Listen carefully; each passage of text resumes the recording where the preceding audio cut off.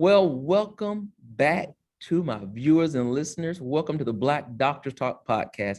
You know who I am. I am your host, your friend with the mostest, Dr. Christopher Holmes. And once again, I am not here to disappoint you. Why do you ask? Because I'm here with another fabulous guest. I'm here with a phenomenal woman, and she comes as the person of Dr. Ashley N. Campbell. Listen, guys, I'm dealing with an expert here, right? We're not being modest. We're just going to tell the truth. This lady is an expert in her field. She is in the field of social impact, DEI, all those great terms you guys hear that are so popular right now. We're going to get down, as your parents would say, to the nitty gritty and talk about this work. But we want to know about this young woman and how she got to be where she is in the particular field. So guys, help me welcome Dr. Ashley N. Campbell.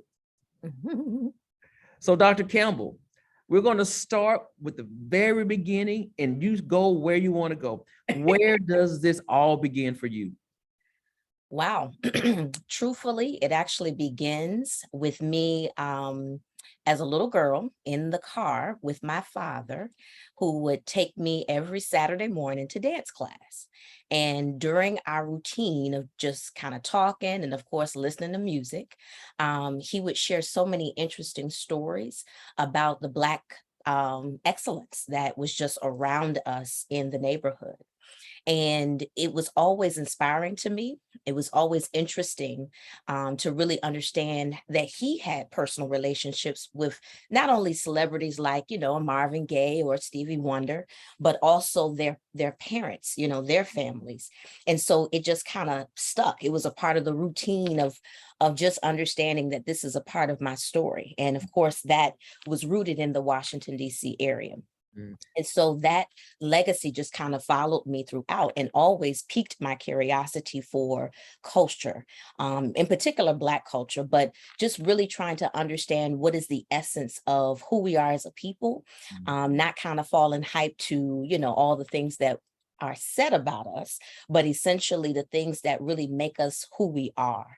And so it really just sparked my journey for even the doctoral process, because I made a commitment that I didn't want to just pursue a degree just for the sake of just saying, oh, I'm gonna just make a few extra $100,000, that kind of thing. That was not my motivation. My motivation truly was, I want to learn more about us. And I want to make sure that my work, it speaks to who we are as an individual. So Listen, you just said something. See, when you speak and when I have guests on, you guys say things that resonate with me in such a profound way. So what you just said that you probably don't even realize is that I had to go and learn more so that I can do more. Correct. And so for those that are watching and listening, the doctorate is really about being in a position of responsibility. Yes. Because you now have knowledge that many people don't have. So then it's about what do you do with it to empower a group of people? In this situation, we're talking about Black excellence. And we're talking to Dr. Ashley N. Campbell about this Black excellence. Okay. Now, I do want to ask you this one question because you dropped it on us. So now I have to dig a little bit deeper. Yes. What did you learn from your father? So much. But you know what? Honestly, I'll share this story. My father taught me the essence of patience, the essence of humility, and the power of really not fearing anything. And I experienced him fearing himself. And in turn, it actually taught me a great lesson. Yeah.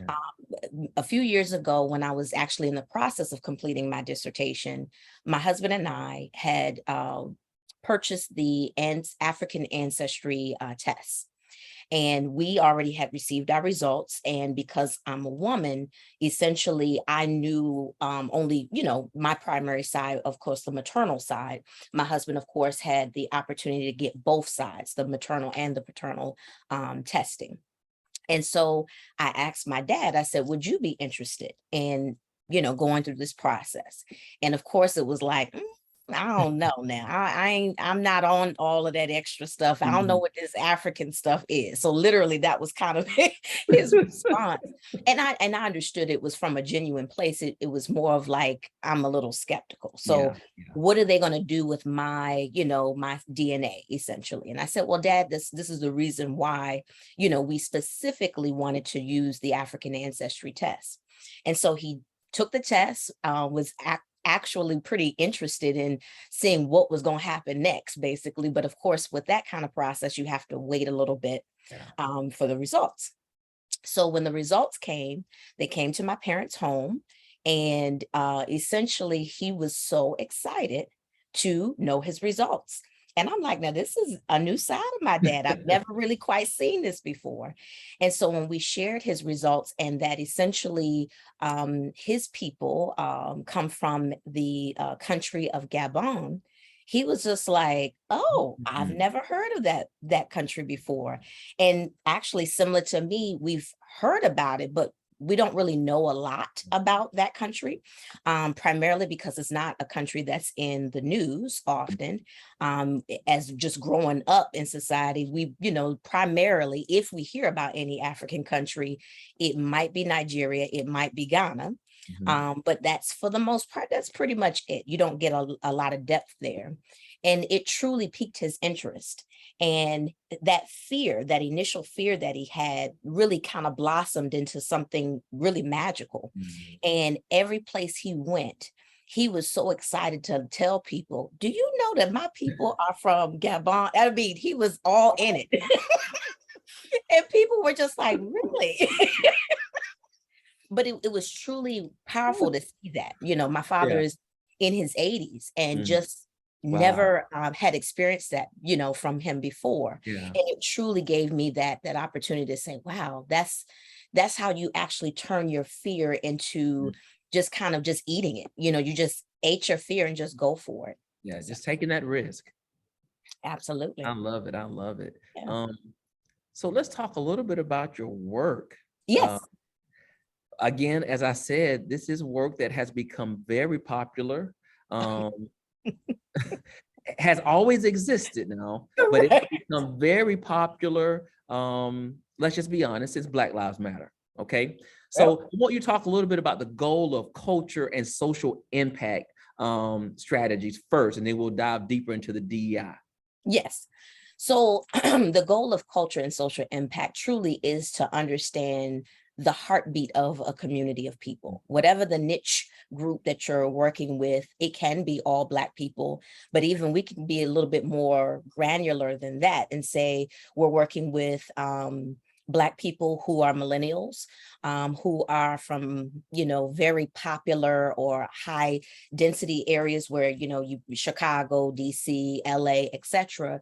And guarantee you their experiences are going to be very different from the millennials who live in a place like where I live in upstate New York, whether it's Syracuse, Rochester, Buffalo, very different experiences. Yeah. And so how do you break that down so that our needs are actually met? And oftentimes I've learned that most of the time we haven't spent enough time internally understanding what are our needs, Mm. and how do we actually vocalize them in a way where we don't feel like we're a science experiment, but in essence, be able to be confident and say, wow, it would really be dope if we had X, Y, and Z.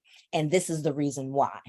And so that's really what my work is. And I mostly am able to do that through a foundation that my husband and I have created called Niche Market Insights Foundation. And essentially, one of the biggest, larger projects that we have going on right now is an effort called Local Bobs. And of course, we all know that many people in different cities have started Black-owned business directories and things of that nature.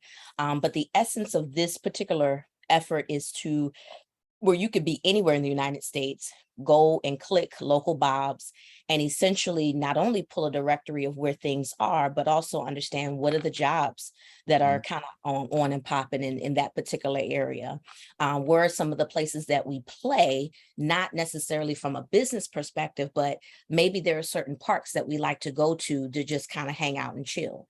Or maybe we, there are certain books that we really gravitate towards. So kind of Mm, like like the full place marketplace, so to speak, of your life through some sort of website, essentially. So that's a project that we have kind of percolating right now. But in addition to that, another effort is like a family initiatives or Black family initiatives circle. So how do we re-engage the conversation around building wealth and understanding all of the different facets that are tied to what does wealth actually look like for Black people? yeah. Because it is not necessarily all, summed up around economics. Mhm. It's much more than that. How do we actually value our generations? How do we value our culture? How do we value our spirituality or our faith base? So all of those different elements essentially are kind of merged into one. And some people may say it's like a Black studies course, right? But a Black studies course for the Black family, because Yeah. that's something that we've kind of moved away from Yeah. as a society. Yeah. Yeah. We've definitely lost the dinner conversation, right? Yes. So it's like you're bringing it back in a book. So just now read the book. You can have dinner and read the book, and you'll kind of get it back a little bit in a very organic, new type of way. Um, Absolutely. I love it. Yeah. So now when we talk about social impact, Hmm. um, then DEI now comes in because what you said earlier, it's about meeting the needs of Hmm. the community. So tell me how DEI plays into that. So honestly, DEI is just it's the sexy term of the day. And it's a natural fit. But basically, you'll hear me and or my husband often say, essentially, it for us at the end of the day, it's about the culture, right? Yeah. It's about making sure that we're not falling prey to the posh terms of the hour, and really understanding how do we forefront our experiences. And so really that's the essence of even my research as well. How do you move away from the societal norms or the packaging of mainstream culture for your culture and just say, boom, this is just who I am. These are all of the different pieces of me, and not feeling like you have to say, okay, because mainstream culture says X, then I have to find the match to it in order to feel like I'm a part of society. Mm. And so the DEI piece, it just kind of naturally evolves within the work that is done. And that even manifests in my regular day-to-day work, because I serve as the Director of Equity and Inclusion for Research and Research Education. And currently right now, my work primarily is understanding the student life experience for graduates who are actually going for their PhDs, as well as those who are in their postdoc experience. And it's really intriguing from different departments, mostly in the basic sciences, what their struggles are. And really trying to help them understand, well, you say that these DEI topics, mean so much to you, how do we actually get to what the heart of what you actually need? And so that's been a constant conversation that I have with, in particular with students, trying to help them understand how do you articulate your voice? How do you get to a point where you can advocate for yourself in the most robust way, but actually feel like you got something from it? It doesn't feel like you were just spewing hot air. So. One of the things I think about in that lens of conversation is that you have these students who oftentimes want to deal with very controversial issues related to race, culture, and equity, but sometimes you may have a committee that may not be as supportive of the work that you really desire to do. And I know you've seen this before where people have to shift gears almost just to complete the degree and to satisfy the comfort level of their committee. Oh So yeah. how do we engage committees and faculty in a different way to get them to understand, number one, the intent of the student, but also be challenged themselves in supporting the work that they may not be very comfortable with? I mean, truthfully, you don't stop, right? You don't stop. You know that the conversation isn't going to have an end. This is some sort of this kind of engagement is going to be routine, Yeah. especially when you're talking about faculty and staff, in particular program administrators as well, who want to shift the lens because a student has decided to engage in a topic that's like, "Eek, I don't know what it is." And so I ain't touching that, Right. essentially that's where they are. And so for me, it's that healthy engagement of constantly trying to say, you know what, let's talk about it again, but finding different ways, finding unique ways of how to approach that conversation with individuals who definitely do not look like me or sound like me, and really be able to foster that relationship, you know, um, component with them so that they can really say, okay, Ashley, I see what you're trying to do here. You're trying to get me to change. Yep, I am. Trying to get you to understand. Yeah, Absolutely. yeah. Because you're thinking if you understand, then you will be willing to change. Absolutely, absolutely. But and it's an engagement. It truly is, and it's something that you can't lift your foot off the gas pedal. Yeah. But it's delicate, right? And it's you're Okay. not also letting people get away with just whatever. That not no quick fixes. This is something that we're going to take our time, and if that means I need to investigate more in a particular area or field, whether it's immunology or microbiology or whatever the case may be, so that our language can be able to be on the same page, then hey, that's the work I got to do as well in order to effectively try to move the needle forward. So here's another question. Hmm. How do we, and I say we as an academic community Hmm. of all races, Yep. ensure we're meeting the needs of all students when we talk about cultures, when it seems that certain cultural needs are being met over others, right? We know when we talk about culture, we have pockets of people that have a certain set of values and beliefs. But are we really meeting the needs when I talk about the scope of work that needs to be done for Hmm. all cultures? And how do we navigate that terrain, not just for those in academia, but also in business? Hmm. It goes back to your strategy. What are your actual goals that you're trying to meet? And oftentimes, what I like to do is give that gentle reminder. You're taking the easy route. You're going that way. If you say have this weird, lofty goal, oh, we're gonna just increase diversity. That sounds very nice. And so then you get the report out and it'll say we've increased diversity with our underrepresented minorities, specifically with women or females, depending upon the language structure at the institution. But there really isn't a lot of diversity. It's just that you just got a few extra notches there. And Yeah. so you have to bring it back to what did you write in your strategic plan? What did you write it? What were your goals? And saying, well, you know what? I think maybe you kind of escaped a little bit here because your goal just said increase, but we didn't say any particular background or diversity marker there. We just kind of said it and just thought we were really kind of hitting the mark. And now it's like you feel like you're good, you're done, you can move on. But in essence, we actually have to go back. We have to re-engage and say, we got to look at this again, because our environment doesn't necessarily reflect that we're actually making a dent. And we do have to pay attention to what we actually see. Students definitely won't lie when they'll be like, look, I don't see no diversity. And Exactly. and even faculty and staff too, Yeah. they'll also, express their thought. I don't see any diversity. And how do we actually understand the heart of what they're actually saying, Yeah. and not be so quick to say, well, we just did the stats and we got the metrics and it says that we're actually doing better, but there's something else that's missing. So we got to go back to the drawing board and say, what is it that we're really looking for? What's the heart of what we're actually trying to achieve, which I always say goes back to your strategy. Yeah. So So when you say that, I think about when you say cutting corners, sometimes people will start increasing their staff, maybe yes, in the clerical department or in nutrition or in groundskeeping, right? But in terms yes, of student facing, there's no change. no, So again, if you ask, let me say this key word, the customer, which are your students, how correct, do they feel? As you say, they're not going to lie. And they're mm, going to say, well, I saw the reporting numbers, but my experience has still been the same. correct, And correct. and I love what you said, that's the key. Mhm, Ask the customer, they're going to be honest. And are you truly trying to meet their needs? mhm, I yeah, think I think that's critical. And like I said, it is a sexy term, right? Everybody's talking DEI. You got this DEI manager, director of DEI. I mean, all I've seen it.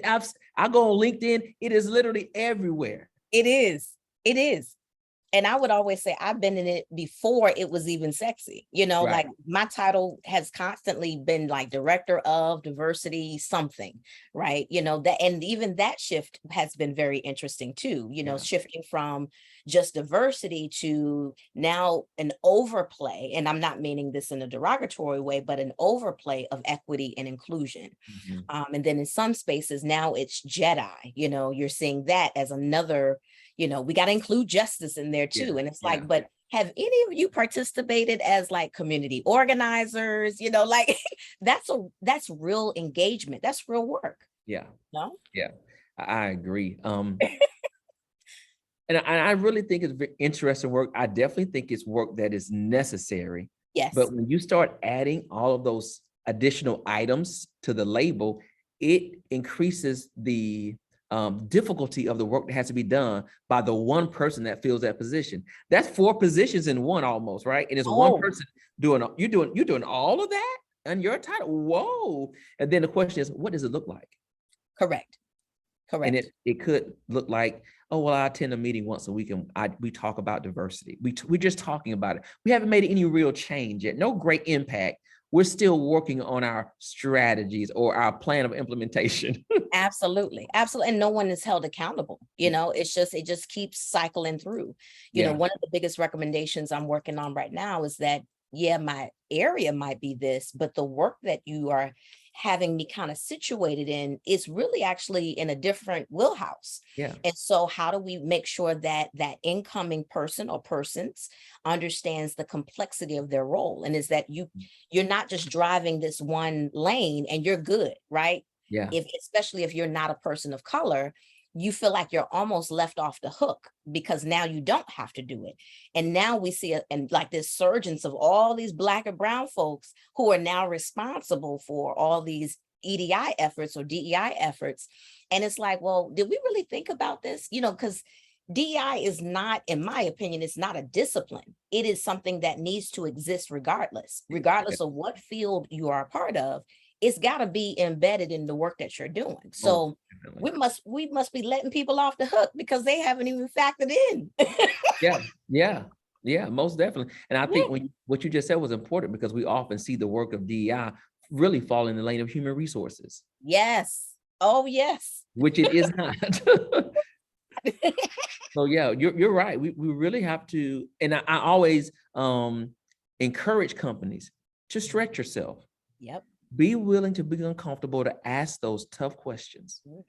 Yeah. If you're going to do the work. If you're not going to do the work, leave it alone. Just leave it alone. Yep. Don't even touch it.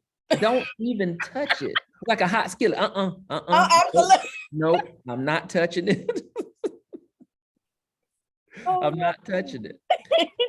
Now, so we've already established almost your purpose for moving into the doctorate lane. We needed to learn more, to do more. Now the question is, what got you to the finish line? I have to give the utmost kudos to the person who really did get me to the finish line. And she was one of my colleagues in my program. And Jen called me up and said, Ashley, if you only got 2 more months to finish that thing, boo, please finish. And I feel comfortable in saying this. She's a woman who is white. She, most people probably would have been like, well, who is this person acting like a sister girl? But she truly is like, she's that heart person for me, right? And will say anything and basically say, you know what, that's real, boo. I got you. I hear you. I understand what's going on. And really, it was her. I felt like I was stuck. I only had 2 more chapters to write. And I said, I honestly don't know what I'm supposed to do. And she said, actually, you do know what you're supposed to do. You just aren't trusting yourself. And it was just that simplicity of just a basic conversation over the phone. And she got me through the last 2 months of my program. And of course, my chair, my dissertation chair, my committee, they were very supportive. I appreciate them. I did not have any really awful experiences engaging with them as a committee. They challenged me in healthy ways. But it really was her that kind of said, okay, boo, let's go. Let's just go ahead and write this thing out. But just the process in itself, I committed myself. Now, this is salient for people who are in the process of trying to finish that thing. I committed myself to the writing effort. Yeah. So, basically shutting out all the noise. Yes, by nature, I'm a community activist, love to be engaged in the community, but actually had to put it on pause. Yeah. And I said, I cannot be in 15 different places and allow my mind to do what it needs to do so that I can produce this work. Yeah. And so that was a huge help for me just to kind of get through, what was it, 8 months to just kind of get through that process of just finish writing, Ashley. Yeah. And I think everybody sometimes don't realize there is a level of sacrifice, even for those that are not even working, you still will have to, as you would say, shut out the noise. You need some quiet space because the type of writing it takes, especially towards the end, right?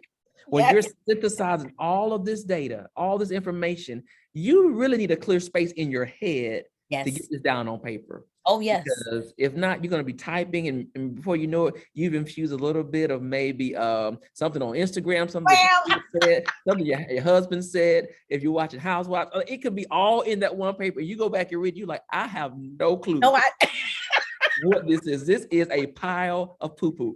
Absolutely. Absolutely. Yeah. Oh, yes. Yeah, I get it. I get it. And everybody needs that support system because I just think it's critical. If it's just that one homegirl for 5 minutes to say, listen, get yourself together, sister. Absolutely. And I'm just like, now who she thinks she is talking to me? And then I thought I was like, this is my sister. She's a sister from a whole other mama, and was like, boo, if you don't get your work done. You just need that person to snatch you up. Get it together. Absolutely. So let me ask you this question. What did you learn about yourself through the process? Oh, so much. So much. I learned that I actually have a love for television. And that was primarily because that was a part of my research. My research was Black TV. And I knew that I loved television, but my love for it got even stronger. And it wasn't because I was sitting at home watching TV shows all day long. It was because I actually had an opportunity to express an analysis, a critical analysis of what I saw on screen as to what was happening with our lives, and to watch that metamorphosis happen from 1939 to 2018. Ooh. And so it was intense, but it was beautiful just to be able to engage. Yeah. I also learned that I love to create. And so part of my dissertation was just kind of living in the space where you can imagine different realities. And essentially, I challenged myself as a piece of my dissertation to insert my own television series. And so that element, that whole writing exercise of what could this actually, morph into, it was challenging, but it was also very liberating to sit in that space and to actually say, wow, I do actually like writing. I love writing. And then the other piece I would say is I learned that I had blocked out so much of the outside that I actually wasn't paying attention to me. And I'll say this from a health perspective, not that anything dramatic kind of occurred, but within my own body, I was like, we're just kind of moving along, trucking along, because I've been a dancer for literally all of my life. I'm not even paying attention to the dissertation weight gain process. And so so that piece, I learned that, oh, okay. So when you do, fix your mind so concretely on something, other things can kind of go awry. And so it was very interesting to engage and understand how to recalibrate. Yeah, most definitely. Yes. And recentering Yeah, because you will be off kilter. Because I just think the dissertation process is an abnormal experience for it most. is. It's not natural. It's not what we do. It's not how we live. And to seclude yourself from the outside world and Yes, people that you live internally with you, that is not normal. We're normally on the phone, we're texting, we're engaging. There is very little of that when you're really down to the bones of getting this done. oh yeah, oh yeah, yeah. So a late night snack at 1 as you're typing is pretty typical. It is. Correct. That's standard. That is. So yes, yeah. Yeah. Let me ask you this. Through the process, Mhm. besides the writing portion, were there any other challenges that you had to experience and overcome?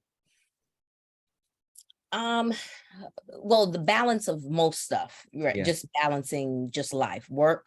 I was working full time. I was also traveling back and forth to my institution of where I was receiving my degree from, which most people look at me very strangely, like, hold on, you was going where? And I was flying back and forth to California Oh my each goodness. semester for school and maintaining work at the same at the same time. But I convinced myself it's only 4 years, like it's not not forever. There's nothing I can do. That 4 years will fly by until you're in it. Absolutely. So, but that was a typical challenge, just that work-life balance. And then of course, once it got to the philosophical underpinnings of my work, that was an interesting challenge to be able to say, no, I'm going to go back and utilize the works of Malana Karenga or Dr. Wade Nobles, or, just all of the individuals, Black scholars who've been shafted. Essentially, it was almost as if I needed to dismiss their work, like their work was too old and it couldn't be a part of my dissertation. And so that was a interesting engagement to make sure that I was very clear within my work, but also with my committee. There's a reason why we got to do this. Yeah, there you go. Back to that voice. Have a voice and Mhm. advocate for yourself. I just think it's Absolutely. critically important. Mhm. So the dissertation is done. You're working with your love of your life. Yeah. Um, what's next for you? So there's a lot of things percolating. One big thing that I'm really excited about, which I of course cannot share. I wish I could. I But love when people say that. That means it's real big when you it's can real share. good. So really excited about that. And also I'm finally in the headspace and the confidence space to say, okay, I'm going to submit my work. And so even though academically I have fulfilled all of what I needed from a dissertation standpoint, but I also had creative work that I submitted as well. And so I'm at that point to say, okay, I'm ready to pitch it so that it can be picked up, and then essentially, I can see my name when it says created by. Yes, yes, yes. So that's where I am now, and so I'm going through that engagement process. That was my next. I felt it. I felt it. And so I can't wait to watch, Yes, see, experience things that are written and created by Dr. Ashley N. Campbell. Well, you're gonna create it. You have a little writing team doing some other things. You absolutely, gotta have a absolutely. staff of people, right? So you Yeah, say, me and my team. yes, I love it. yeah. Well, that's great. That's great. And I love the fact, and I always want to share this with people. This work, because you commit so much of your life and your intellect to it, should be something that carries you out for the rest of your life. Again, Yeah. this is just not a piece of work, as you said, for a title or position. Mm-mm. It's work with a purpose. Yes. Oh, yes. So listen to this beautiful young lady, you all.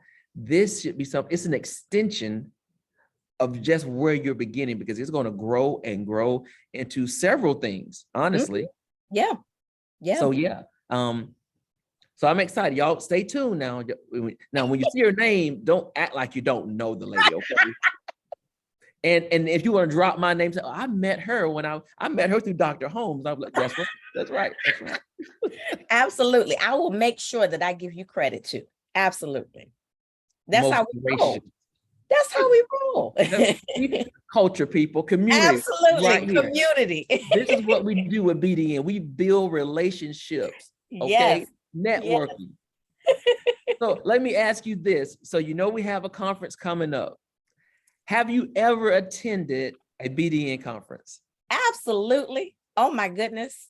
Oh my goodness. That's family reunion right there. I would just say, I absolutely have enjoyed the BDN conferences. Yes. Then tell me about your experience. But for those who have not gone, tell them what to expect, what you're going to feel, and as my mom would say, in your innermost parts. In your innermost parts, you're gonna be like, man, I have not seen cousin so-and-so forever. Where has been auntie so-and-so, uncle so, I mean, literally, it is a family reunion. Yeah. And you feel that within your spirit. Yeah. And it's not, you are learning a lot, right? You know, all of the different workshop sessions that are happening, the keynote presentations. What I love the most is that we literally let go of these expectations. Like it has to kind of sit in these very intricate boxes. You know, I've gone several times. I've brought other individuals with me. I have colleagues who are at other institutions now who are like, girl, you going? You know, how we gonna tag team this one? You know, especially when we have multiple efforts going on. And so essentially, it truly is a family reunion. And people, you leave and you're just like, okay, all right, so what we about to do next year? So I'm excited. Yeah. So yeah. I've been, of course, and as you said, when you leave a little bit higher. Oh, yes. It's a lifting type of experience. If that's the best way for me to describe it.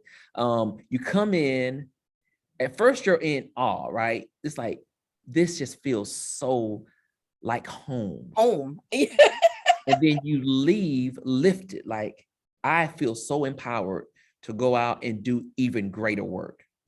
Yeah. Yeah. So if you haven't been, I mean, we're trying to get you there, people. Yes. So just go ahead, register. You need to be there. You need to be there. So with all of this great information, you know, people are gonna want to know, how do I connect with Dr. Campbell? So if you don't mind, share with these people where they can go to find more about you and all of this amazing work that you're currently doing. Awesome. So of course, you can always hit me up on LinkedIn, and that is Ashley N. Campbell via LinkedIn. My social media handle is Ashley Nicole, PhD, and that is accessible via Twitter, Facebook, and Instagram. And essentially, I will respond to you. Now, listen, don't get in her DMs, man. If you're looking for it, she just told you she's married. Okay, so be respectful. I don't want her husband to have to get in there and chop you up a little bit. So, but we're talking about connections, professionalism. If you're interested, if you love the work that she's doing, and you're saying, you know, I'm in my position now, I'm moving towards my doctorate, and I want to do more of the same work that she's doing. I want to build up the culture. I want to learn more in order to do more. She would be a great person for you to connect with. And while you're there, you're following her on all her social media channels. Don't forget, find the Black Doctoral Network and then follow us. We want you to share, like, and don't forget to subscribe. Well, guys, I hope you have enjoyed this episode. I have, again, a gem of a beauty, a beautiful sister. Again, melanin is working its magic because it doesn't crack. It doesn't crack. Look, it doesn't crack. It doesn't. It doesn't. So listen, guys, be sure to come back. Join me on the next episode of the Black Doctor Talk podcast. I will love to have you. But until then, as I always say, be safe and be blessed. I'll see you next time. Thank you, Dr. Campbell. Thank you.